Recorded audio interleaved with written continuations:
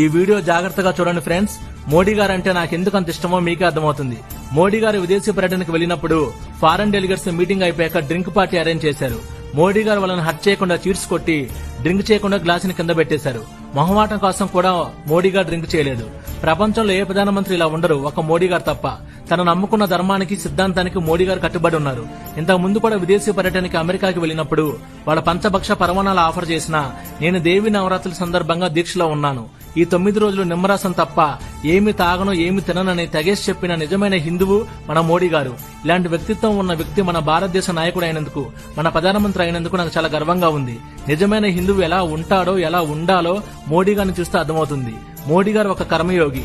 మన సనాతన ధర్మాన్ని అనుసరించడంలో, మన హిందూ సంస్కృతి సాంప్రదాయాలను పాటించడంలో మోడీ గారు తర్వాత ఎవరైనా. మోడీ గారు తన పనితనం, తనకున్న దేశభక్తితోనే కాదు తన వ్యక్తిత్వంతో కూడా అభిమానులు సంపాదించుకున్నారు. కట్టె కాలే వరకు మోడీ గారి అభిమానిగా ఉంటాను. జై హింద్, జై మోడీ, జై బీజేపీ.